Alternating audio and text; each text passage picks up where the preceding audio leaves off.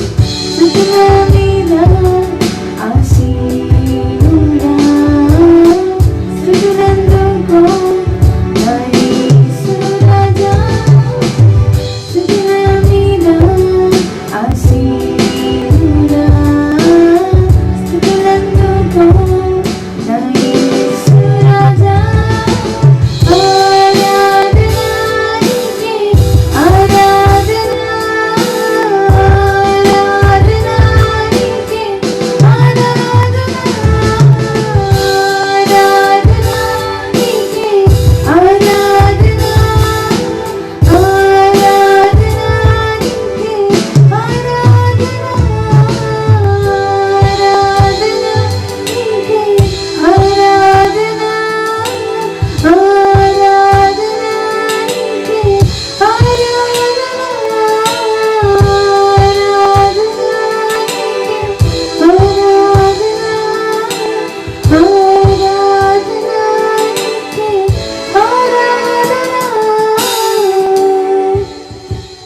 హల్లెలూయా. ఇంతవరకు స్తుతించడానికి, ఆరాధించడానికి ప్రభు ఇచ్చిన కృపను బట్టి ప్రభుకు వందనాలు. ఈ సమయంలో దేవుని వాక్యం కొరకు మనల్ని మనం ఆయనకు అప్పగించుకుందాం. అపోస్తుల కార్యాలు 20 అధ్యాయంలో 32వ వచనంలో అక్కడ ఇలా రాయబడింది, ఇప్పుడు దేవునికి ఆయన కృపా వాక్యానికి నేను మిమ్మల్ని అప్పగిస్తున్నాను. ఆయన మీకు క్షేమాభివృద్ధిని, పరిశుద్ధ పరచబడిన వారందరితో కూడా స్వాస్థ్యం అనుగ్రహించటకు శక్తిమంతుడు అని అపోస్తుల కార్యాలు చాప్టర్ 20:32లో ఈ మాట రాయబడింది. కాబట్టి దేవునికి, పరిశుద్ధాత్మకు, వాక్యానికి మనం అప్పగించుకుందాం. Glory to Jesus. ప్రార్థిద్దాం. నాతో మాతో మాట్లాడటానికి ఇష్టపడిన మా ప్రియ తండ్రి, మీకు వందనాలు. మా జీవితాలను, మా పరిస్థితులను మార్చగలిగేది కేవలం మీ వాక్యం మాత్రమే. అటువంటి జీవం కలిగిన మీ వాక్యాన్ని బట్టి వందనాలు. మా జీవితాలను మీకు మహిమకరంగా మీ పోలికలో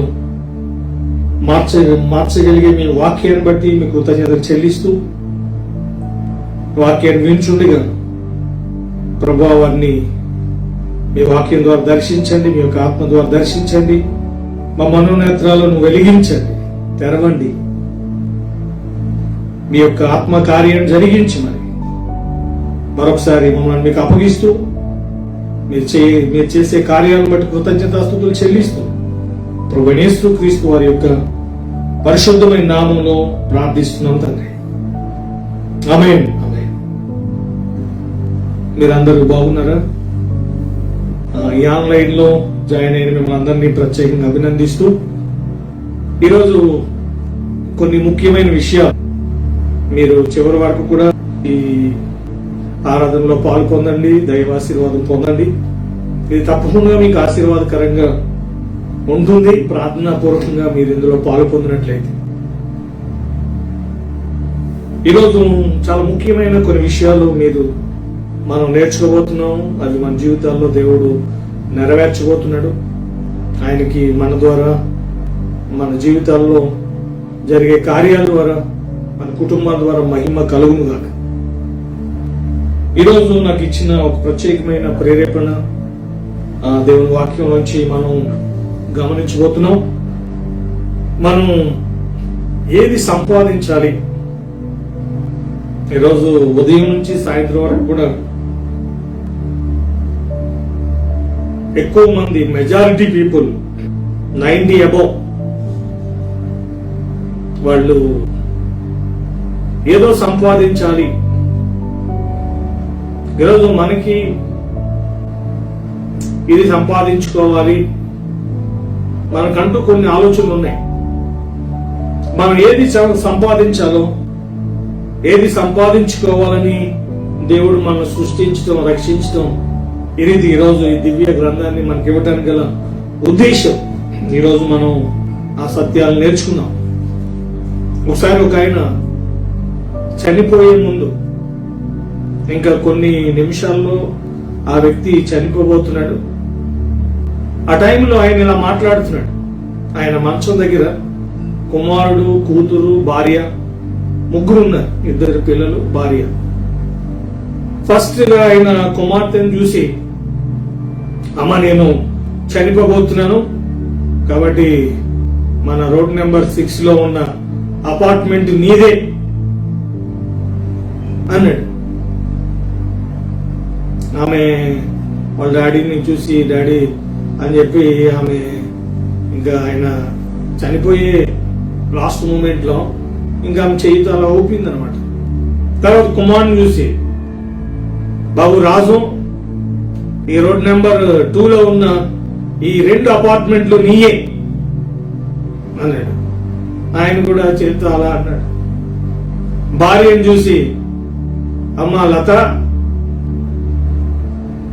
రోడ్ నెంబర్ 4 లో ఉన్న 3 అపార్ట్మెంట్లు కూడా నీయే అన్నాడు. ఆయన కూడా తలదించుకుని ఏమీ మాట్లాడలేదు, అలాగే తలదించుకున్నది. పక్కన ఈ విషయాలు వింటున్న నర్సు, ఈయన ఎంత గొప్ప ఆస్తిపరుడు, కూతురికి ఒక అపార్ట్మెంట్ ఇచ్చేసాడు. ఫ్లాట్ కాదు, ఇల్లు కాదు, అపార్ట్మెంట్ కూతురికి ఇచ్చేసాడు. కొడుకు 2 అపార్ట్మెంట్లు, భార్యకి 3. నిజంగా చనిపోయే ముందు ఎంత పెద్ద మనసు, గొప్ప మనసు అని ఆమె ఆ భార్యతో అంటుంది. నిజంగా ఈయన ఎంత పెద్ద మనసు, మీకు ఆయన ఏదైతే సంపాదించాడో అపార్ట్మెంట్స్ అన్ని కూడా ఆయన మీకు ఇలా ఇవ్వటం చూసి నాకు ఆశ్చర్యం కలిగింది అనగానే వాళ్ళ భార్య ఆమెను చూసి ఏమందంటే, అమ్మా అవి సంపాదించిన అపార్ట్మెంట్లు కాదు, వీడు అలాంటి ఏం సంపాదించలేదు, అవి పాల ప్యాకెట్లు వేసే అపార్ట్మెంట్లు. అవి ఆయన బ్రతుకున్నప్పుడు అపార్ట్మెంట్లో పాల ప్యాకెట్లు వేసేవాడు, మమ్మలను ఆ పని చేయడానికి చెప్తున్నాడు. ఇవి ఆయన సంపాదించింది కాదు, ఆయనకి సీన్ లేదండి. పాపము ఆమెనుకుంది నర్సు, ఈయన ఎంత కోటీశ్వరుడో, ఎన్ని అపార్ట్మెంట్లు సంపాదించాడు అని. ఆమెకి వీడు పాల ప్యాకెట్లు వేసేవాడని తెలియదు. భార్యకి తెలుసు, పిల్లలకి తెలుసు. ఇంక చనిపోయే ముందు ఏమనకూడదని చెప్పి పాపం వాళ్ళు అలా సైలెంట్ గా విన్నారు. వాడు ముసుకేసుకుని పోయాడు. కాబట్టి ఈరోజు చాలా మంది కూడా మన ఆయన ఇది సంపాదించలేదు, ఇది సంపాదించాడు, లేని దాన్ని బట్టి బాధపడేవాళ్ళు, ఉన్నదాన్ని బట్టి అతిశయించేవాళ్ళు చాలా మంది ఉన్నారు. కాబట్టి ఈరోజు మనం ఏమి సంపాదించుకోవాలి? ఈరోజు దేవుని వాక్యము మనకి దేని గురించి మాట్లాడుతుంది? దేవుని వాక్యాన్ని బట్టి ఈరోజు మనం ఒకరం కాదు, 2 మనలో ఇంకొక పర్సన్ ఉన్నాడు. 2 వ్యక్తులు కలయికే ఈరోజు మానవ జీవితం. బైబిల్లో దాన్ని దేవుడు ఎలా డివైడ్ చేశాడు? 2 కొరింథియన్స్ 14:16 లో బాహ్య పురుషుడు, ఆంతర్య పురుషుడు. బయటికి కనిపించే వ్యక్తి ఒక ఆయన ఉన్నాడు, లోపల ఒక వ్యక్తి ఉన్నాడు. ఆత్మ సంబంధమైన వ్యక్తి లోపల ఉన్నాడు, శరీరానికి సంబంధించిన వ్యక్తి బయట ఉన్నాడు. కాబట్టి ఈరోజు చాలా మంది సంపాదించేది ఎక్కువగా శరీర సంబంధమై, ఎక్కువ సంపాదించేది ఏంటంటే డబ్బే. ఎక్కువ మంది సంపాదించాలని తపన కలిగి ఉదయం నుంచి రాత్రి వరకు ఆలోచనలు అన్ని కూడా చూస్తే డబ్బు గురించి. మత్తయి సువార్త 6వ అధ్యాయంలో మనం కొన్ని విషయాలు గమనించినప్పుడు 20వ వచనంలో నేను అక్కడ రాయబడిన వాక్య భాగం చదువుతున్నాను. పరలోకమందు మీ కొరకు ధనము కూర్చుకొనుడి, అచ్చట చిమ్మిటైనను తుప్పైనను దాన్ని తినివేయదు, దొంగలు కన్నం వేసి దొంగలేరు. నీ ధనం ఎక్కడుండును అక్కడనే నీ హృదయం ఉండును. తర్వాత ఇందులోనే ఇంకొక మాట నేను చదువుతున్నాను. 24వ వచనం, ఎవడును ఇద్దరు యజమానులకు దాసుడిగా ఉండనేరడు. అతడు ఒకరిని ద్వేషించి ఒకరిని ప్రేమించును, లేదా ఒకరిని పక్షముగా ఉండి ఒకరిని తృణీకరించు. మీరు దేవునికిని సిరికిని దాసులుగా ఉండనేరరు. ఇక్కడ రెండు విషయాలు కనిపిస్తున్నాయి. ఆత్మ సంబంధమైన ధనం ఉంది, లోక సంబంధమైన ధనం ఉంది. మీకు ఆత్మ సంబంధమైన ధనానికి తిమోతికి రాసిన మొదటి పత్రిక 6వ అధ్యాయంలో 18 and 19, వారు వాస్తవమైన జీవమును సంపాదించుకున్న నిమిత్తము రాబో కాలమునకు మంచి పునాది తమ కొరకు వేసుకొనొచ్చు, మేలు చేయువారును సత్క్రియలను ధనము గలవారును ఔదార్యము గలవారును తమ ధనములో ఇతరులకు పాలించువారిని ఎండవల్లని వారికి ఆజ్ఞాపించు. ఇక్కడ సత్క్రియలు అనే ధనము అనే మాట కనిపిస్తుంది 19th లో. కాబట్టి ఆత్మ సంబంధమైనది ఉంది, భౌతికమైనది ఉంది. ఈరోజు ఎక్కువ మంది భౌతికమైన ధనాన్ని కలిగి ఉండాలనే తపన. ఈరోజు సేవకులైనా విశ్వాసులైనా అన్యులైన మెజారిటీ పీపుల్ భౌతికమైన వాటి గురించే ప్రోగ్లాడ్.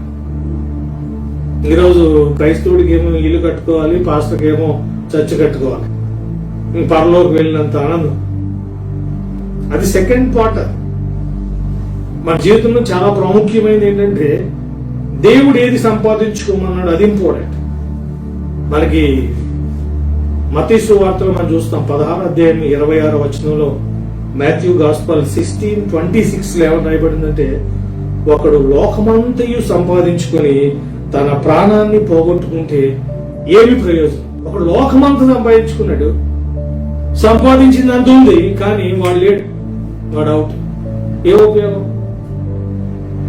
యోబు గ్రంథంలో మనం చూస్తాం 1వ అధ్యాయంలో, యోబు అప్పుడున్న ఈ భూమి మీద ఉన్న వారందరిలోకెల్లా ధనవంతుడు, గొప్పవాడు.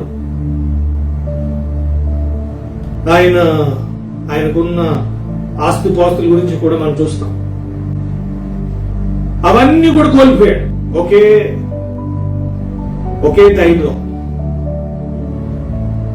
ఆయనకు ఉన్న వాటిని కోల్పోయాడు, ఆయన ఒక్కడే మిగిలాడు. న్యూ టెస్ట్మెంట్ లో 16:26 లో ఆయన సంపాదించుకున్నవి ఉన్నాయి, కానీ ఆయన లేడు. మనం ముఖ్యం, సంపాదించేది కాదు ముఖ్యం. ఆ విషయాన్ని దేవుడు యోబు గారికి గుర్తు చేశాడు. నువ్వు సంపాదించేది కాదు ముఖ్యం, నువ్వు ముఖ్యం. అది ఆయనకు అర్థమైంది కాబట్టి దేవుడు ఆయనకి రెండంతలుగా మరలా కోల్పోయిన వాటిని ఆయన ఇచ్చాడు. కాబట్టి సంపాదన ముఖ్యం కాదు, మనం దేవునికి ముఖ్యం. అలాగే జెనసిస్ చాప్టర్ 11:4 లో మనం చూస్తాం. అక్కడ వారు పేరు సంపాదించుకోవాలనుకున్నారట. కొందరు డబ్బు సంపాదించుకోవాలి, కొందరు పేరు సంపాదించుకోవాలి, ఏదో సంపాదించుకోవాలి. ఇంకా యాకోబు రాసిన పత్రికలో ఒక అద్భుతమైన మాట దేవుడు రాయించాడు 4:13లో, నేడైనను రేపైనను ఒకానొక పట్టణమునకు వెళ్లి అక్కడ 1 సంవత్సరం నుండి వ్యాపారం చేసి లాభము సంపాదింతుము రండని చెప్పుకుని వాళ్ళారా. రేపేమి సంభవించిందో మీకు తెలియదు, మీ జీవం ఏపాటిది. మీరు కొంతసేపు కనబడి అంతలో మాయమైపోయే ఆవిరి వంటి వారే. కనుక ప్రభు చిత్తమైతే మనం బ్రతికి ఉండి ఇది అది చేతుమని చెప్పుకొనవలెను. ఇక్కడేమో లాభం సంపాదించుకుందాము, ఏదో సంపాదిద్దాం. ఈరోజు మనం దేవుని వాక్యంలో ప్రభు ఏమి సంపాదించమన్నాడు. ఒక్కొక్క టైప్ ఆఫ్ ఒపీనియన్ ఉంటుంది. మన అభిప్రాయాలు మనకు ఉన్నాయి. ఇది సంపాదించుకోవాలి, ఇల్లు లేనోడు ఇల్లు సంపాదించుకోవాలి, ఈ రీతిగా పొలం సంపాదించుకోవాలి, ఉద్యోగం సంపాదించుకోవాలి, పిల్లల్ని సంపాదించుకోవాలి, భార్యని సంపాదించుకోవాలి. ఈ రీతిగా బ్రతికినంత కాలం కూడా ఏదో కావాలి కావాలి రావాలి అని చెప్పి మనం తాపత్రయపడుతున్నాం. కాబట్టి మనకి మాథ్యూలో మనం చూసాం 16:26లో సంపాదించుకున్నాడు కానీ అనుభవించడానికి లేడు. లోకమంతా సంపాదించుకున్నాడు, తన ప్రాణాన్ని పోగొట్టుకున్నాడట. యోబు గారు కూడా లోకమంతా సంపాదించుకున్నాడు, ఒకే సమయంలో అయిపోయింది.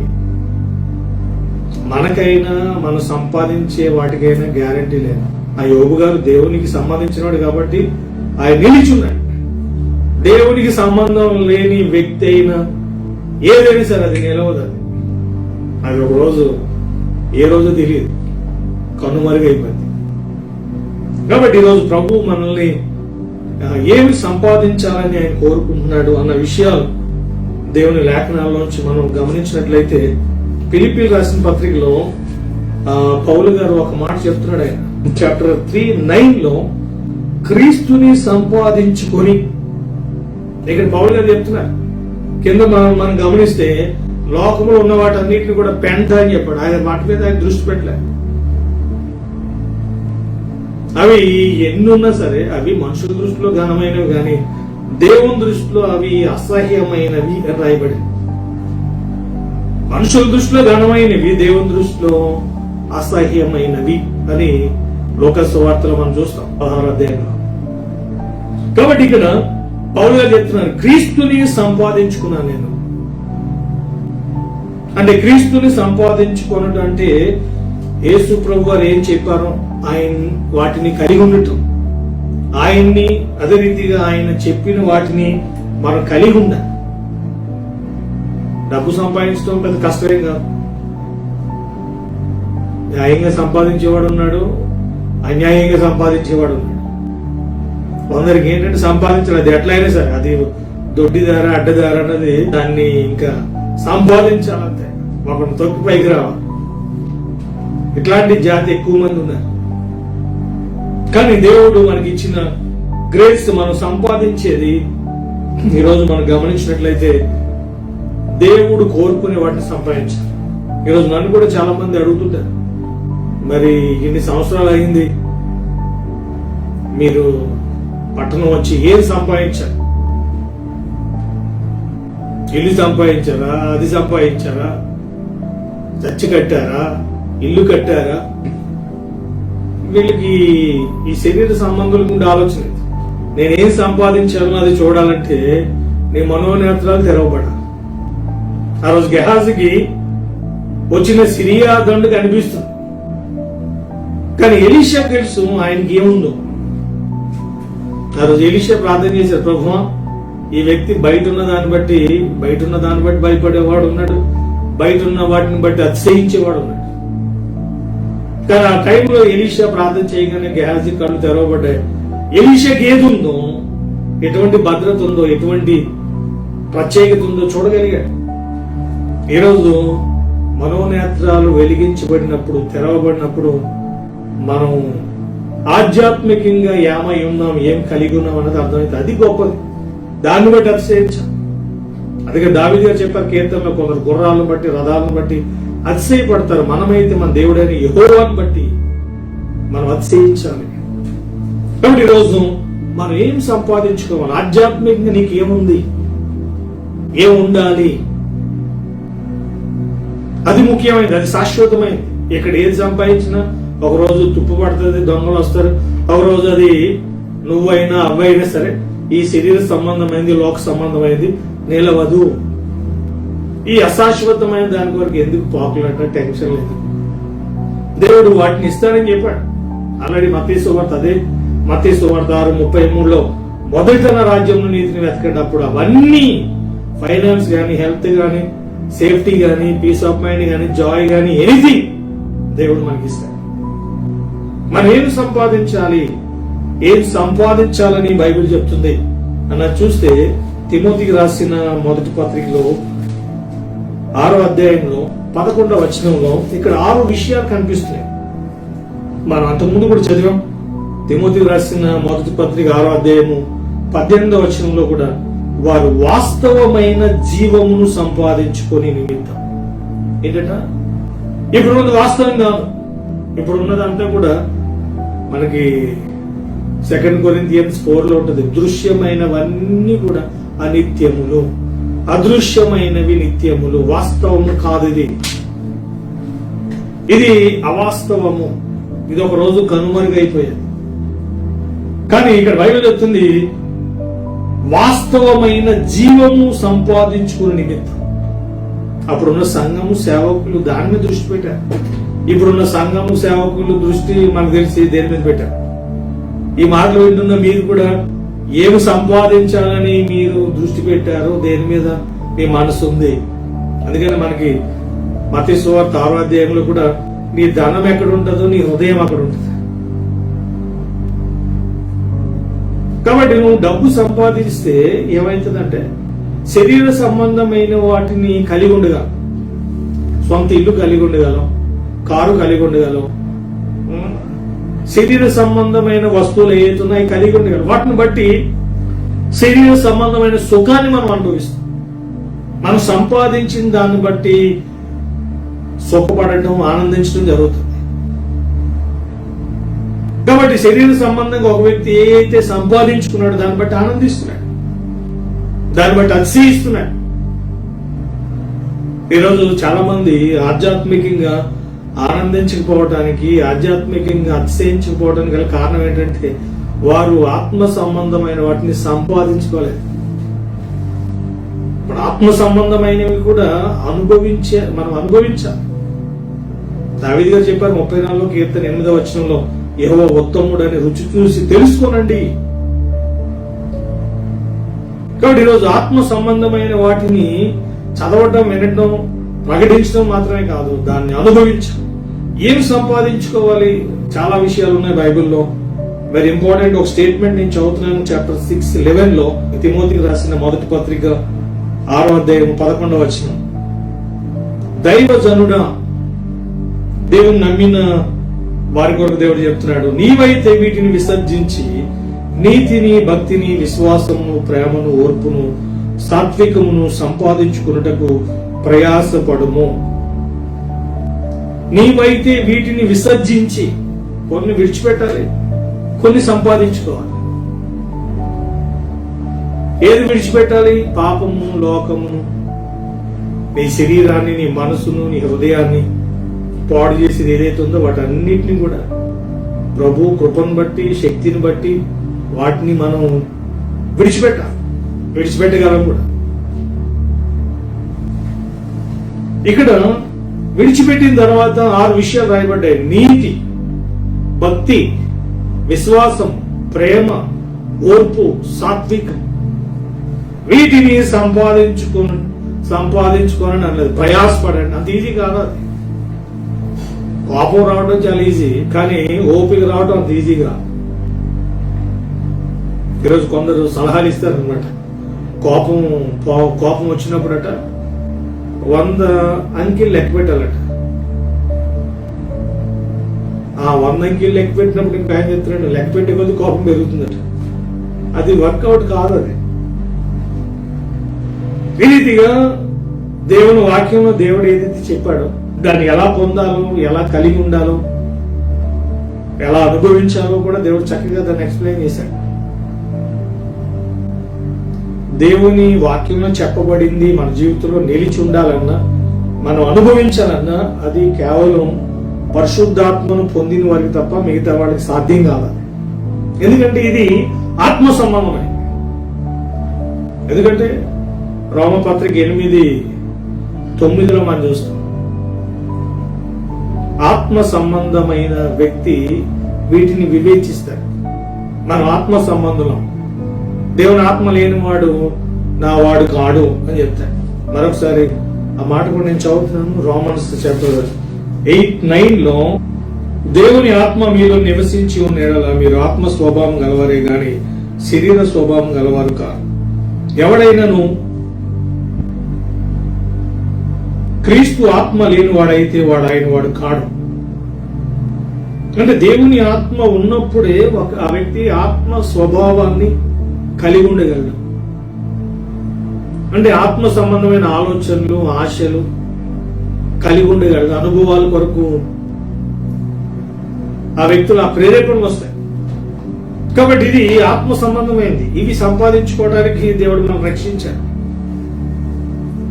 మనం ఈ భూమి మీద ఏది సంపాదిస్తామో ఆత్మ సంబంధమైంది, రేపు ప్రభువు వారు దాని విషయంలో మనం లెక్క అడుగుతాడు. అందుకని మత్తయి సువార్తలో, లోక సువార్తలో కూడా ఆయన ఒకరికి 5 తలాంతులు, ఒకరికి 2, ఒకరికి 1 ఇచ్చాడు. తర్వాత ఆయన మరలా కొంతకాలం అయిన తర్వాత వచ్చాడు, నువ్వేం సంపాదించావు?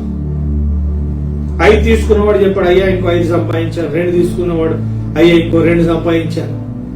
బలా నమ్మకమైన మంచి దాసుడు. వాడు కూర్చుని తిని కూర్చోలేదు, వాళ్ళు ప్రభు కొరకు ప్రయాసపడ్డారు. ఈరోజు మనం నేర్చుకోవాల్సింది ఏంటంటే, ప్రభు సన్నిధిలో ఉండటం ఎంత ఇంపార్టెంటో, ప్రభు చెప్పిన వాటిని మనం సంపాదించడం, ఆధ్యాత్మికంగా ప్రయాసపడటం, ఆత్మ సంబంధమైన వాటిని కలిగి ఉండాలని మనం ప్రయాసపడటం చాలా ఇంపార్టెంట్.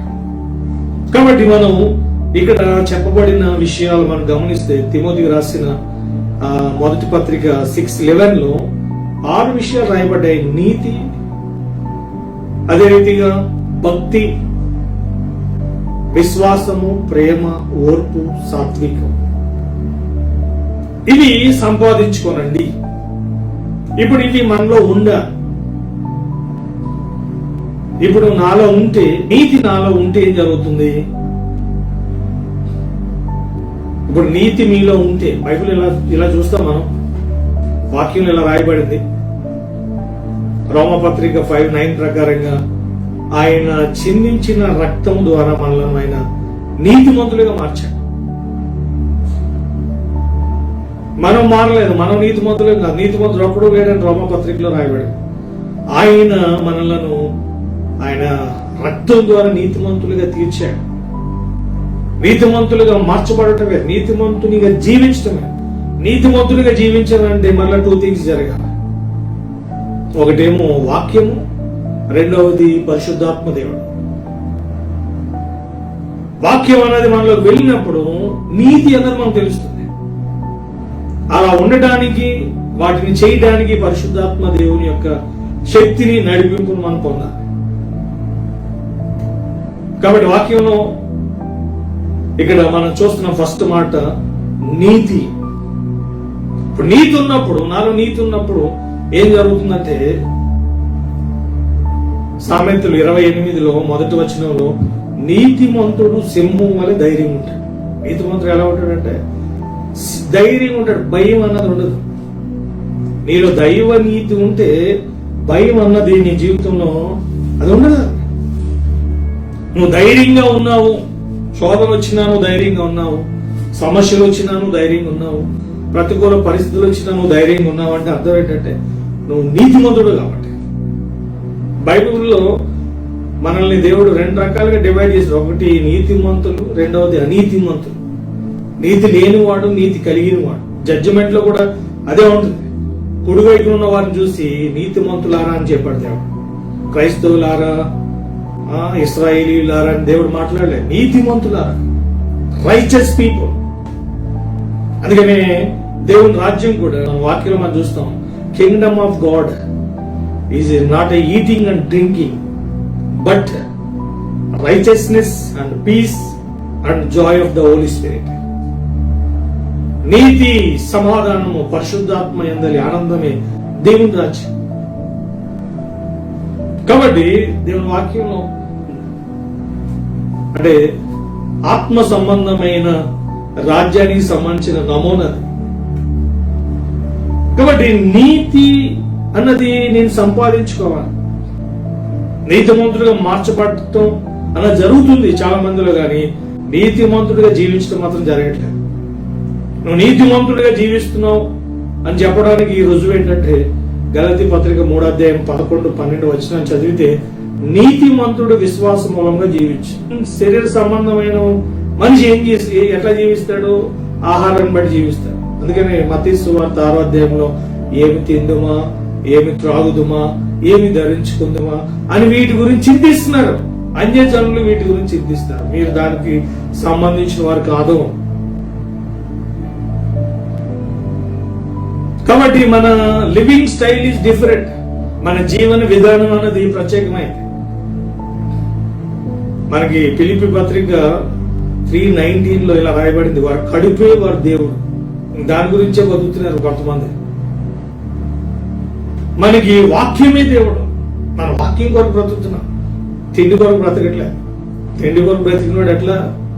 ఆ రోజు ఇశ్రాయేలీలు తిండి కొరకే, వాళ్ళకి మేము మాంసం తినాలి, మేము అది కావాలి ఇది కావాలి, వారి గురించి మనం చూస్తాం. అరణ్యంలో వారు రాలిపోయారు. దేవుడు వారిని ఐగుప్తు నుంచి పిలవడానికి గల కారణం మన్నా తినడానికి కాదు. అందరూ మన్నా తిన్నారు. ఐగుప్తు నుంచి వచ్చిన ఇశ్రాయేలీలు అందరూ మన్నా తిన్నారు. కానీ కానాకు వెళ్ళింది మాత్రం ఓన్లీ 2 people, జాషువా, కాలేబు మాత్రమే వెళ్ళారు. ఎందుకంటే వారు ఆత్మ సంబంధమైన వాటిని సంపాదించుకున్నారు. దేవుడు వారిని చూసినప్పుడు దేవుడు చెప్పాడు, వీళ్ళు సంపూర్ణంగా ఆత్మీయంగా ఏదైతే కలిగి ఉండాలో వాటిని సంపూర్ణంగా కలిగి ఉన్నారు. ఈరోజు ఆధ్యాత్మికంగా మనం ఏం కలిగి ఉన్నాం? నేను ఒకసారి ఒక వ్యక్తిని అడిగాను, అయ్యా మరి నువ్వేం సంపాదించావు? ఆయన చెప్పాడు, ఒక 3 గృహాలు ఉన్నాయి, నాకు 3 ఇల్లులు కొన్నాను, ఒక 6 ఫ్లాట్లు ఉన్నాయి, 2 కార్లు ఉన్నాయి, ఒక 50 తులాల బంగారం ఉంది. ఈ రీతిగా ఆయన ప్రాపర్టీ చెప్పాడు. ఆల్మోస్ట్ ఒక 20 కోట్లు ప్రాపర్టీ. ఒక 50 years 60 years కష్టపడి సంపాదించాడు. సడన్ గా చచ్చిపోయాడు. 60 సంవత్సరాలు వాడు దేని కొరకు బ్రతికినట్టు? బంగారం సంపాదించాలి, ఫ్లాట్లు సంపాదించాలి, డబ్బు సంపాదించాలి. వాటితో పాటు ఏమైనా వస్తుందా? నువ్వు ఈ భూమి మీద ఏదైతే ఈ శరీర సంబంధం ఏది నీ వెంట రాదు. కానీ బైబిల్లో నీ వెంట వచ్చేది ఏంటి తెలుసా? ఆధ్యాత్మికంగా నువ్వు సంపాదించింది. నీ క్రియలు నీ వెంట వస్తాయని చెప్తుంది బైబిల్. భార్య రాదు, భర్త రాడు, పిల్లలు రాడు, తల్లిదండ్రులు రాడు, బంధువులు రాడు, స్నేహితులు రాడు. నువ్వు ఒంటరిగా వచ్చేవి భూమి మీదకి, మళ్ళా ఒంటరిగా దిగంబరిగానే వెళ్ళవలసింది. కాబట్టి ఈరోజు నువ్వు ఆధ్యాత్మికంగా ఏం కలిగి ఉన్నామో దాన్ని బట్టి జీవించాలి, దాన్ని బట్టి అతిశయించాలి, దాన్ని మనం అనుభవించాలి. ఈరోజు చాలా మందిలో ఆధ్యాత్మికంగా నేను ఏం సంపాదిస్తున్నాను? దేవుడు ఆల్రెడీ కొరింథీయులకు రాసిన మొదటి పత్రిక 15వ అధ్యాయము 58వ వచనంలో ఆయన చెప్పాడు, ప్రభువునందు మీ ప్రయాస అన్నిటికీ వ్యర్థం కాదు. స్థిరులను కదలని వారును ప్రభు కార్యాభివృద్ధి అందు ఎప్పటికీ ఆసక్తిలో ఉండండి. ప్రభువునందు మీ ప్రయాస అన్నిటికీ వ్యర్థం కాదు. ప్రయాసపడుతున్నారట వాడు. దైవికమైన వాటిని కలిగి ఉండడానికి చాలా, ఇది దైవ సంబంధమైనవి అన్నది అంత ఈజీ కాదు.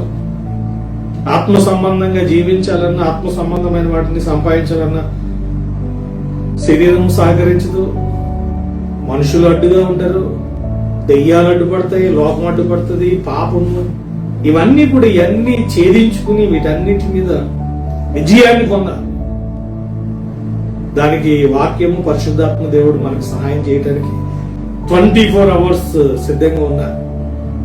నేను ఆత్మ సంబంధమైన వాటిని సంపాదించాలి, అది ఇంపార్టెంట్. మార్నింగ్ లేసి ఈవినింగ్ వరకు ఏదో ప్రార్థన చేసుకుని, ఏదో బైబిల్ చదువుకుని, ఏదో ఆదివారం 2 గంటలు చర్చిలో కూర్చుని దాన్ని బట్టి పరలోకం వెళ్ళిపోతాను, దేవుని ఆశీర్వాదం పొందుతానంటే అది భ్రమది. అలా లేదు బైబిల్లో. ఈరోజు చాలా మంది జీవించే జీవితం ఎలా ఉందంటే మనుషుల పద్ధతులు, మనుషుల యొక్క ఆచారాలు. అందుకని వాక్యంలో మత్తయి సువార్త 15వ అధ్యాయం 9వ వచనంలో, ఈ ప్రజలు తమ పెదవులతో నన్ను గణపరచుదురు గాని వారి హృదయం నాకు దూరంగా ఉన్నది. మనుషులు కల్పించిన పద్ధతులు, దైవోపదేశములను బోధించుచు వారు నన్ను వ్యర్థముగా ఆరాధించుచున్నారు. మనుషులు కల్పించిన పద్ధతులు, వాక్యానికి సంబంధం లేదు. ఈరోజు చాలా మంది చేసే కార్యక్రమాలు, ప్రార్థనలు, ఈ పద్ధతులు ఇవన్నీ కూడా మనుషులకు సంబంధించిన పద్ధతులు తప్ప వాక్యానికి సంబంధం లేదు. నేను చెప్తున్నాను, వాక్యానికి సంబంధం లేనిది ఏదైనా సరే అది దేవునికి సంబంధం లేదా. నువ్వు చేసే ప్రతిదీ కూడా వాక్యానికి రిలేటెడ్ అయి ఉండాలి, సంబంధాన్ని కలిగింది అయి ఉండాలి.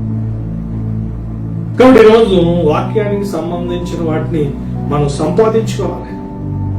కొంతమంది సాక్ష్యం, నేను ప్రభుని తెలుసుకున్న తర్వాత, ఈ చర్చికి వెళ్ళిన తర్వాత బంగారం కొనుక్కున్నాను, ఈ చర్చికి వెళ్ళిన తర్వాత నాకు కొడుకు పుట్టాడు, ఈ చర్చికి వెళ్ళిన తర్వాత ఇదిగో ఒక ఇల్లు కొనుక్కున్నాను, ఈ చర్చికి వెళ్ళిన తర్వాత నేను కారు కొనుక్కున్నాను. ఈ ఇట్లాంటి సాక్ష్యాలు ఎక్కువైపోయాయి.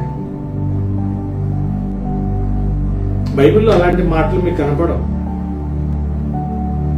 బైబిల్లో ఉన్న సాక్ష్యాలు మీరు చూస్తే, నేను అక్కడికి వెళ్ళినప్పుడు పేతురు గారు చెప్తున్నారు, నేను కొర్నేలు ఇంటికి వెళ్ళినప్పుడు అక్కడ ప్రభు ఏం చేశాడు, ఆత్మ సంబంధమైన విషయాలు మాట్లాడిన సందర్భాలు కనపడుతుంది తప్ప ఈరోజు భౌతికంగా సంపాదించుకునే వాటిని చూపించి ఇది ప్రభు నాకు ఇచ్చాడు.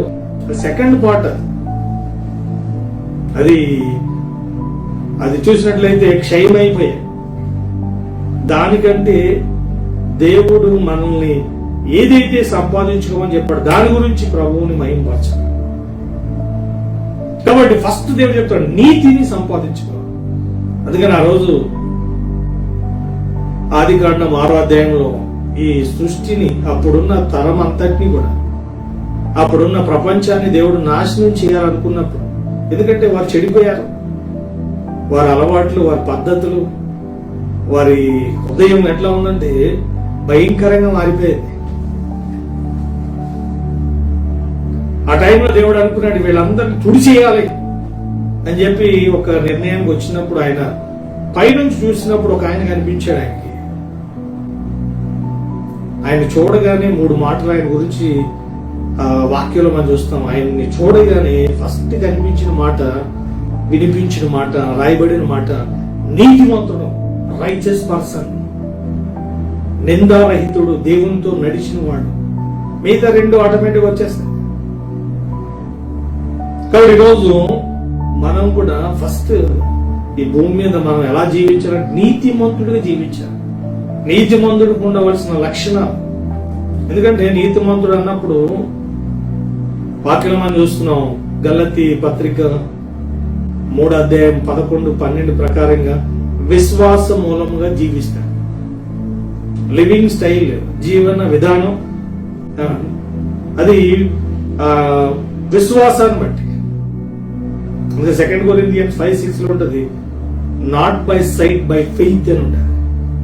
వేలు చూపు వలన కాదు మనం నడిచేది, విశ్వాసం ద్వారానే. విశ్వాసం అన్నది జీవించేది, విశ్వాసం అన్నది నడిపించేది, విశ్వాసం అన్నది మనం పొందేది. కాబట్టి మనం జీవించేది త్రూ ఫెయిత్. ఇప్పుడు ఈ విశ్వాసం ఎలా వస్తుంది? మనకి దేవుని వాక్యంలో మనం చూస్తాం 10వ అధ్యాయం 18వ వచనంలో రోమ పత్రికలో, నీతిమంతుడు విశ్వాస మూలంగా జీవిస్తాడు. ఇప్పుడు నువ్వు నీతిమంతుడు అయితే నీతిని సంపాదించుకోవాలంటే ఏం చేయాలి? ఇప్పుడు నీతిని కలిగి ఉండాలి అంటే దాన్ని ఎలా సంపాదించుకోవాలి, ఎలా పొందుకోగలం అన్నదానికి బైబిల్ ఇస్తున్న సమాధానం ఏంటంటే, ద్వితీయోపదేశకాండం 6వ అధ్యాయంలో చివరి వచనంలో దేవుడు ఏదైతే మనకు వాక్యాన్ని ఇచ్చాడో, ఆజ్ఞలు ఇచ్చాడో, కట్టడలను ఇచ్చాడో, ఆయన ద్వారా మనం పొందిన వాటిని నెరవేర్చినప్పుడు నీతి కలుగుతుంది అని చెప్పి ద్వితీయోపదేశకాండం చాప్టర్ 6 లో లాస్ట్ వచనాన్ని నేను చదువుతున్నాను. మీరు కూడా మీ బైబిల్స్ లో చూడండి. ద్వితీయోపదేశకాండం చాప్టర్ 6 లో ఆ మాట రాయబడింది. 6వ అధ్యాయము చివరి వచనం 25వ వచనం. మన దేవుడైన యెహోవా మనకు ఆజ్ఞాపించినట్లు ఆయన సన్నిధిని సమస్తమైన ఆజ్ఞలను అనుసరించి మనము నడుచుకున్నప్పుడు మనకి నీతి కలుగును. ఇప్పుడు ఎలా వస్తుంది? ఈజీగా రావట్లేదు. చదివితే రాదు, వింటే రాదు, ప్రకటిస్తే రాదు. దాన్ని గైకున్నప్పుడు, దాని ప్రకారంగా జీవించినప్పుడు మనలో నీతి కలుగుతుంది.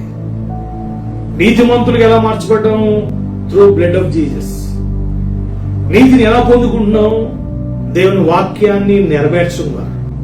ఇప్పుడు దేవుని వాక్యాన్ని నెరవేర్చాలంటే ఫస్ట్ అది నీకు తెలిసి ఉండాలి. తెలియాలంటే నువ్వు దాన్ని చదివితే సరిపోదు, ధ్యానించాలి. ఇలా చాలా మంది చదువుతారు, వింటారు కానీ గుర్తుండదు. నీతిమంతుని హృదయంలో వాక్యము ఎల్లప్పుడూ కూడా నిలిచి ఉంటుంది. ఎందుకంటే జీవించే విధానమే వాక్యం. వాక్యాన్ని బట్టి విశ్వాసం వస్తుంది. ఇక్కడ విశ్వాసం రావాలంటే వాక్యం ఉండాలి. వాక్యం ఉంటేనే నువ్వు జీవిస్తున్నట్లు. ఒక వ్యక్తిలో ఇప్పుడు నీ హృదయంలో వాక్యం ఉంది. ఎలా ఉండాలి? వాక్యం కూడా కొద్దిగా కాదు, అల్ప విశ్వాసం కాదు. నీ హృదయంలో వాక్యం ఎలా ఉండాలి? కొలస్సియన్స్ 3:16 ఉంటది, క్రీస్తు వాక్యము సమృద్ధిగా మీ హృదయంలో నివసింపనీయండి. మన హృదయం నిండా. కీర్తన 40:8 ఉంటుంది, నీ ధర్మశాస్త్రం నా ఆంతర్యంలో ఉన్నదంటే. కాబట్టి ఈరోజు నువ్వు నీతిమంతుడు అయితే ఇంకా దేవుని వాక్యము తప్ప వేరేది నీ హృదయం ఉండదు. ఏదన్నా బయట ఉండ, నీ హృదయం ఉండవలసిన ముఖ్యమైనది ఏంటంటే word of God, Holy Spirit. ఆత్మతో వాక్యముతో నింపబడిన వ్యక్తులుగా నీతిమంతులు ఉంటారు. వాళ్ళే నీతిమంతులు అంటే. అలా ఉన్నప్పుడు నువ్వు సామెతలు 28 చెప్పబడిన ధైర్యంగా ఉంటావు. మనకి కీర్తనలో మనం చూస్తాం, నీతిమంతునికి కలుగు ఆపదలు, నీతిమంతునికి వచ్చే శ్రమలు ఏమైనా తక్కువ ఉన్నాయా? దీవెనలు ఎక్కువే, మనకి కష్టాలు బాధలు కూడా ఎక్కువే. పిండికి తగ్గ రొట్టె అన్నట్టుగా ఎవరికి ఉండే బాధలు వాళ్ళకు ఉంటాయి. కానీ నీతిమంతుల గురించి దేవుడు ఏమన్నాడు? 34:17 అండ్ 19 వారి శ్రమలన్నిటి నుండి వారిని విడిపిస్తాడు. నీతిమంతుడు మొరపెట్టగా యెహోవా ఆలకించు. ఒకవేళ నీకు శ్రమలు ఉన్నాయి, నీకు కష్టాలు ఉన్నాయి, నీకు బాధలు ఉన్నాయి, నీకు ఇబ్బందులు ఉన్నాయి, నీకు ఆర్థిక సమస్యలు ఉన్నాయి, శోధనలు ఉన్నాయి, అది ఎనీథింగ్, ఎవరి ప్రార్థన? అది నీతిమంతుని ప్రార్థన. ఆ రోజు అబ్రహాం గారు కూడా చెప్పారు 18వ జెనసిస్ లో, ప్రభువా నువ్వు సొదొమ గొమొర్రాని నాశనం చేయాలనుకుంటున్నావు, మరి అక్కడ నీతిమంతులు ఉంటే తప్పిస్తావు కదా. దేవుడు చెప్పాడు. అక్కడ 50 మంది ఉన్నా, 45 మంది ఉన్నా, 40 మంది ఉన్నా, 30 మంది ఉన్నా, 20 మంది ఉన్నా, 10 మంది ఉన్నా, తప్పకుండా ఆ పట్టణాన్ని నేను కాపాడుతాను. అక్కడ నీతిమంతులు ఉంటాయి. కానీ 10 మంది లేరు, అక్కడ ఒక్కడే ఉన్నాడు. ఆయన కూడా స్వనీతి పరుడు, దైవనీతి కూడా కాదు. బైబిల్లో మరలా 3 రకాల నీతులు ఉన్నాయి. దైవనీతి ఉంది, దేవుని వాక్యంలో నీతి గురించి కూడా ఎలాంటి నీతి ఉంది అని చూస్తే రోమపత్రిక 10:3 స్వనీతి పరులు అని రాయబడి. ఇంకా ఆ వ్యక్తి మంచిగా ఉంటాడు, ఆ వ్యక్తి ఏ తప్పు చేయడు, ఏ పాపం చేయడు, తనకు తాను చూసుకుంటాడు, అంత మిగతా వాళ్ళ గురించి పట్టించుకోడు. నేను మంచిగా ఉంటే చాలు, నేను క్షేమంగా ఉంటే చాలు, నేను నాకు ఏదైతే కలిగి ఉండాలో అది కలిగి ఉంటే చాలు, వేరే వాటితో సమానం లేదు ఆయనకి. ఇది ఒక టైప్ ఆఫ్ రైచియస్నెస్. తర్వాత రెండవది ఉంది, తెస్సలోనికీయులకు రాసిన 2వ పత్రిక 2వ అధ్యాయం 10వ వచనంలో దుర్నీతి పరులట. అంటే వాడు మంచిగా ఉన్నాడు, ఇంకొకటి మంచిగా ఉంచడు. ఇది డెవిల్ నీతి, దుర్నీతి. మంచిగా ఉండటం అన్నది వాడికి నచ్చదు. బైబిల్లో మనం చూస్తే యేసు ప్రభు వారు మార్కు సువార్తలో గెరాసీను దేశానికి వెళ్ళాడట. వాడు దెయ్యం చేత పీడించబడుతూ సమాధుల్లో ఎన్నో దినాలుగా సమాధుల్లో తిరుగుతూ బట్టలు లేకుండా తాను గాయపరుచుకుంటే యేసు ప్రభు వారు వాడి మీద కనికరపడారు. వీడు పాడైపోయాడు, వీడు నాశనం కావడానికి సిద్ధంగా ఉన్నాడు, ఈ దెయ్యాలు వీడిని చంపడానికి అవి ప్రయత్నం చేస్తున్నాయి, వీడిని ఆ బంధకాల నుంచి విడిపించాలని చెప్పి. నిజంగా ఎంత దయగలిగిన వాడు. ఆ దెయ్యం పట్టిన వాడు యేసుప్రభు దగ్గరికి వెళ్ళలేదు, లేకపోతే ఆ దెయ్యం పట్టిన వాడిని యేసుప్రభు దగ్గరికి ఎవరు తీసుకురాలేదు కూడా. ఆయనే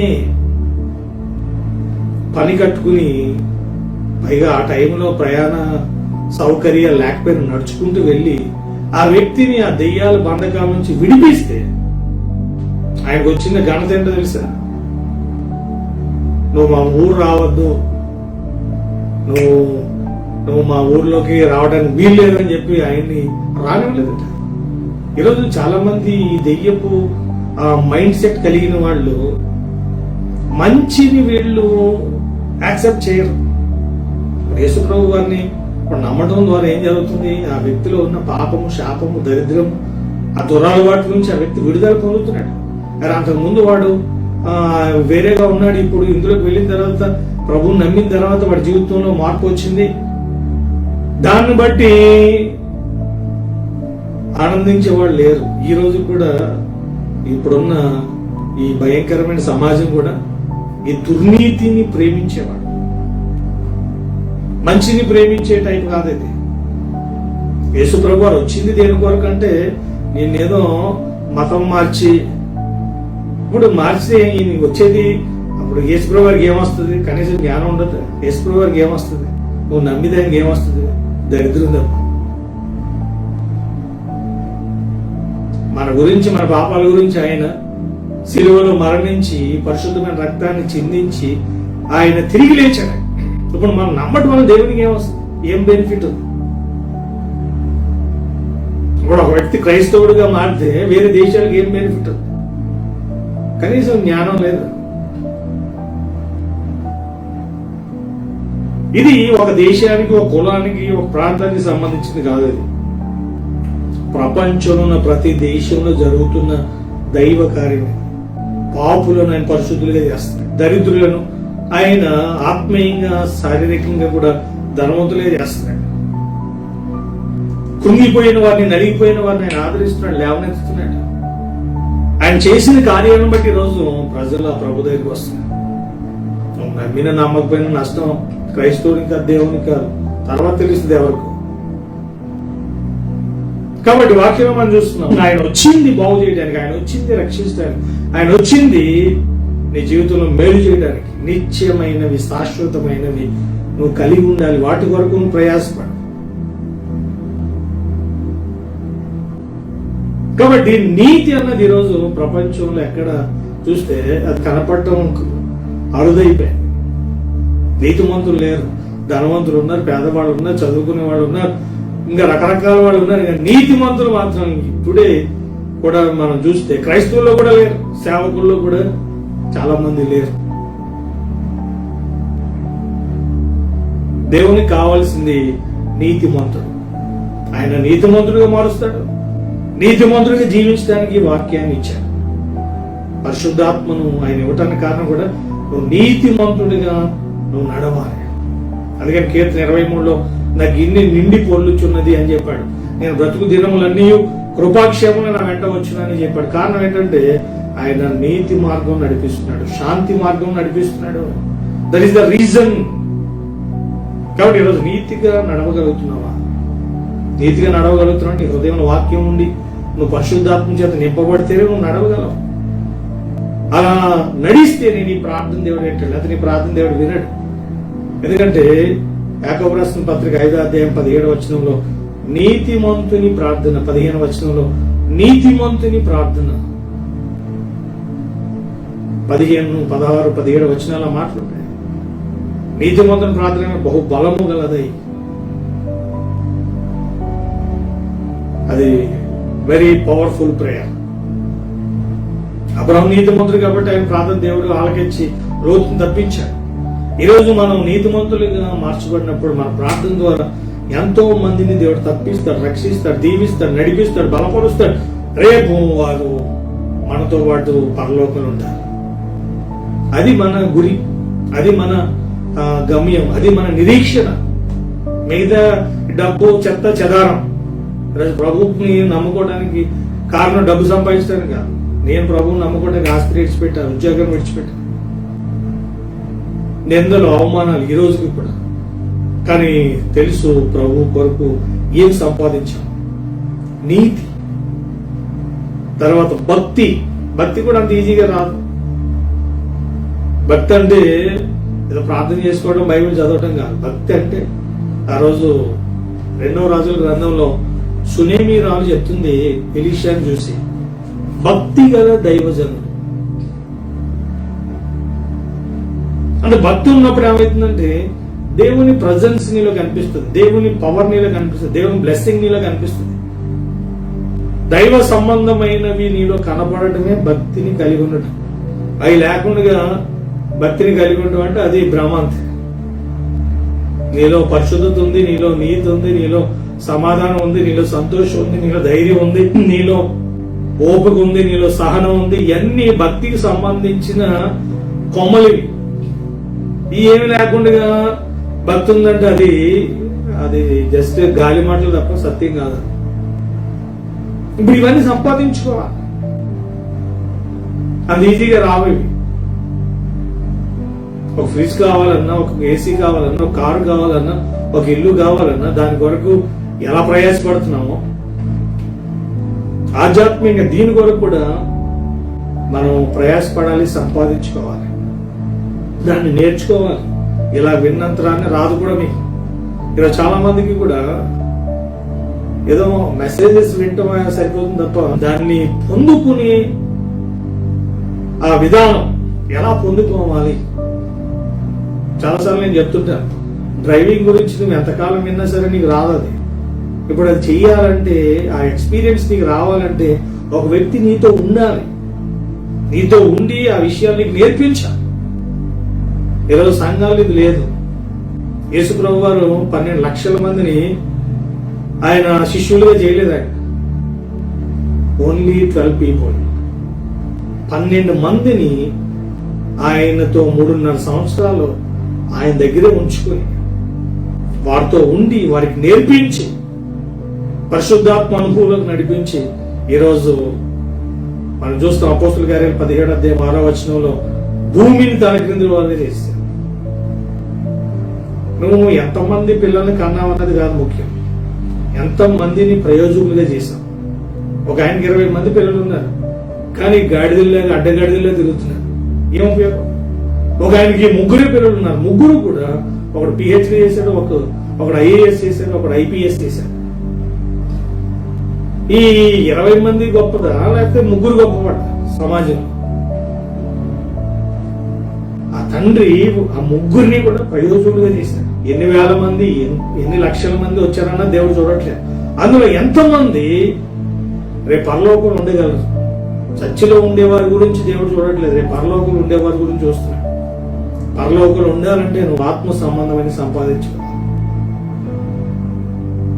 దీని విషయం ఎలా సంపాదించుకోవాలి, ఎలా కలిగి ఉండాలి, జస్ట్ వింటే సరిపోదు. అది ఇప్పుడు డబ్బులు ఎలా సంపాదించాలి వింటే తెలుస్తుందా? వస్తాయి డబ్బులు. నువ్వు విన్నదాన్ని ఏం చేయాలి? దానికి సంబంధించిన ప్రాక్టీస్, దానికి సంబంధించిన సాధన, దానికి సంబంధించిన పని ఉంటుంది. ఇప్పుడు నేర్చుకోవాలి, దాన్ని చెయ్యాలి. నువ్వేం సంపాదించావు? ఆ రోజు యేసుప్రభు వారు కూడా ఆయన వచ్చి చూశాడు, ఏం సంపాదించాడో చూశాడు ఆయన. ఈరోజు సేవకులు కూడా, విశ్వాసులు, వారు ఏం కలిగి ఉన్నారు ఆత్మీయంగా, ఈరోజు అది చూసేవాళ్ళు లేరు. ఈరోజు సేవకుడికి గ్రహింపు లేదు, ఈరోజు మందిరానికి వెళ్లే వారికి కూడా గ్రహింపు లేదు. ఆయన మెసేజ్ చెప్పానా లేదా అన్నది ఆయన కాన్సెప్ట్, మెసేజ్ విన్నామా లేదా, సూపర్ అని చెప్పడానికి మాత్రం ఈరోజు చాలా మంది రెడీ ఉంటారు. నువ్వు సూపర్ అను, డోపర్ అను, నువ్వు ఏమైనా తిట్టుకో, డజంట్ మ్యాటర్.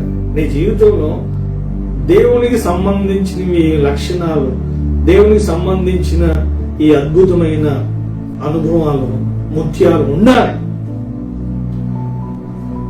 నీలోంచి అవి బయటికి రావాలి. ఎందుకంటే మనం చూస్తాం సామెతల గ్రంథం 4వ అధ్యాయంలో 23వ వచనంలో, నీ హృదయంలో నుండి జీవధారలు బయలుదేరు ప్రయాణిస్తున్నాయి. మూసీనది వస్తుంది చాలా మంది హృదయాల్లో. మీరు పత్రికలు చదివితే అప్పుడున్న సేవకులు కూడా వాళ్ళని పరీక్షించారట. పరీక్షించిన తర్వాత చెప్పారు వాళ్ళ గురించి, మీరు ఇంకా పాలు తాగే వాళ్ళే ఉన్నారు, మీరు బలమైన ఆహారం తినట్లేదు, ఇంకా మీరు శరీర సంబంధులుగా ఉన్నారు, ఇంకా మీలో కక్షలు, ఇంకా మీలో వ్యభిచారం, ఇంకా మీలో ఈ దరిద్రం అంత ఉంది అని చెప్పి అప్పుడున్న సేవకులు, అప్పుడున్న ఆ సంఘంలో ఉన్న ఇలాంటివన్నీ కూడా ఏదిస్తారు. జనాలతో నింపడం కాదు వారికి ముఖ్యం, వారిని వాక్యంతో, ఆత్మతో, ఆత్మ సంబంధమైన అనుభవాలతో నింపడం ముఖ్యం. ఇది ఈరోజు కావాల్సింది. ఈరోజు మనం ఇట్లాంటి స్థితిలో ఆత్మీయంగా జీవించాలి. ఎందుకంటే ప్రభు రాకడ సమీపంగా ఉంది. కాబట్టి ఈరోజు ప్రభు మనం ఏం సంపాదించుకున్నామో దాన్ని బట్టి మనల్ని ఆయన అభినందించబోతున్నాడు. మరి ప్రభు చెప్పినట్లుగా ఈ 6 విషయాలు, ఇంకా చాలా ఉన్నాయి. ఈ మెయిన్ థింగ్స్: విశ్వాసం, నీతి, భక్తి, విశ్వాసము, ప్రేమ, ఓర్పు, సాత్వికం. ఇవి దైవికమైనవి, మనవి కాదు. ఇవి మన అన్ని కూడా ఐస్ క్రీమ్ లా ఉంటాయి, కొద్దిసేపు ఉంటుంది, తర్వాత ఉండదు. దేవుంది అయితే అది పర్మనెంట్ గా ఉంటుంది, పర్ఫెక్ట్ గా ఉంటుంది, అది సంపూర్ణంగా ఉంటుంది, అది శాశ్వత కాలం ఉంటుంది. కాబట్టి ఈరోజు మనం ఈ విషయాల్ని గమనిద్దాం. ఇటువంటి అనుభవాల్లో జీవించడానికి ప్రభువుకి మనం అప్పగించుకుందాం. అట్టి కృప దేవుడు మనకు అనుగ్రహించును గాక. God bless you. పరిశుద్ధుడా, మీకు వందనాలు. మాకు మీరు ఇచ్చిన అమూల్యమైన మీ మాటలను బట్టి వందనాలు. మేమేం సంపాదించుకోవాలో తిమోతి పత్రిక 6:11 కొన్ని విషయాలు, తిమోతి పత్రిక 6:17 and 18 మీరు చెప్పిన మాటలను బట్టి వందనాలు. ఈరోజు వాటిని మేము కలిగి వాటిని బట్టి ఆనందిస్తూ, జీవిస్తూ, అనుభవిస్తూ, అతిశయిస్తూ మిమ్మల్ని మహిమపరిచినట్లుగా, మహిమలో ప్రవేశించినట్లుగా మీ కృపను మాకు అనుగ్రహించమని, వాటితో పాటు మిగతా వాటిని కూడా ప్రభువా మీరు మాకు అనుగ్రహించే దేవుడు, అయితే మమ్మల్ని దీవించాలని ప్రభువా మీరు కోరుకుంటున్నారు. నాయన తండ్రి, మేము ఆత్మ సంబంధమైన వాటిని బట్టి నాయన తండ్రి అతిశయించడానికి, ప్రభువా జీవించడానికి మాకు మీరు కృపనిస్తున్నారు. మీకు వందనాలు. మాటలు వింటున్న వారిని అరితే బ్లెస్ చేయండి. మీకు వారిని అప్పగిస్తూ ప్రభువైన యేసుక్రీస్తు వారి యొక్క ఘనమైన నామంలో ప్రార్థిస్తున్నాం తండ్రి. ఆమేన్. అలాగే ప్రభుకి మన ఆఫరింగ్స్, అదే రీతిగా మన కానుకలను దశమభాగం నర్పిద్దాం. ప్రభు చెప్పిన ఆజ్ఞ కూడా ఇది. మలాకి 3:10 ప్రకారంగా నా మందిరములో ఆహారం ఉన్నట్లుగా 10వ భాగమంతయు మీరు నా మందిరపు నిధిలోని తీసుకుని రండి. దీన్ని చేసినట్లయితే నేను ఆకాశ వాకిళ్లను విప్పి పట్టజాలనంత విస్తారముగా దీవెనలు కుమ్మరించదని సైన్యములకు అధిపతి యెహోవా సెలవిస్తుంది. దేవుని వాక్యంలో చెప్పబడిన మాట నీతిమంతుడు మాత్రమే నెరవేరుస్తుంది, మిగతా వాడు చేయలేడు, వాడి వల్ల కాదు కూడా. కాబట్టి దేవుని వాక్యం కూడా నువ్వు నీతిమంతుడిగా పని చేయడానికి, జీవించడానికి, మార్చబడటానికి దేవుడు తన వాక్యాన్ని ఇచ్చాడు. కాబట్టి ఆ రీతిగా ప్రభు కల్పిద్దాం, ప్రభుని మనం ఘనపరుద్దాం, ప్రభు ఇచ్చే వాగ్దానాలను బట్టి ప్రభుని మహిమపరుద్దాం. స్క్రీన్ మీద కనిపిస్తున్న డీటెయిల్స్ కి మనం పంపిద్దాం. దేవుడు మిమ్మల్ని దీవించుగాక.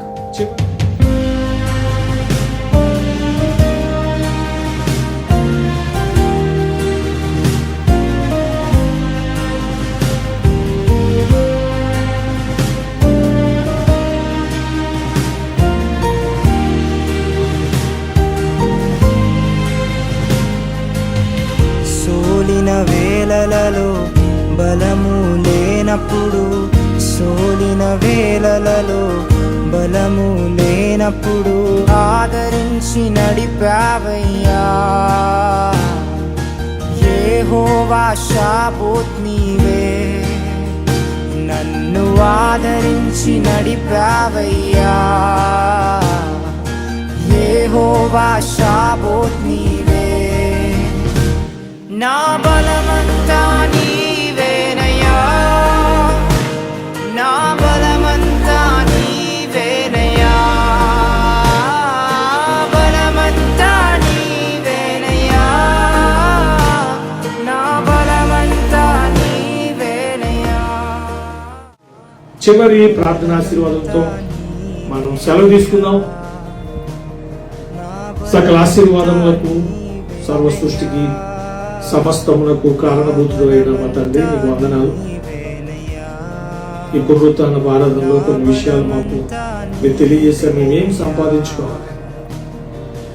కొందరైతే ఈ లోక సంబంధమైన ధనాన్ని, కొందరైతే ఆత్మ సంబంధమైన సత్క్రియలైన ధనాన్ని ఈ వాక్యంలో చెప్పబడిన రీతిగా తిమోతి పత్రిక 1 పత్రిక 6:11 6:17 and 18 చెప్పబడిన రీతిగా వాటిని మేము సంపాదించుకుని మిమ్మల్ని మహిమపరిచినట్లుగా గొప్ప చూపించమని, మీ బిడ్డలు అర్పించిన ఆఫరింగ్స్ టైప్స్ తగిన సత్ఫలం వారిని దయచేయమని, వాక్యానుసారంగా వారిని బ్లెస్ చేయవలసిందిగా కోరుతూ మమ్మల్ని మీకు అప్పగిస్తూ ప్రభువైన యేసుక్రీస్తు వారి యొక్క పరిశుద్ధమైన నామంలో ప్రార్థిస్తున్నాం తండ్రి.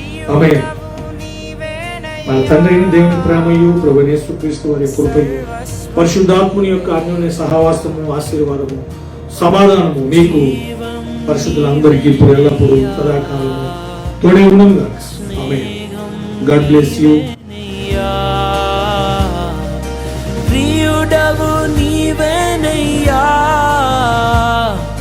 సర్వస్వం నీవేనయ్యా, నా బలమంతా నీవేనయ్యా, నా బలమంతా నీ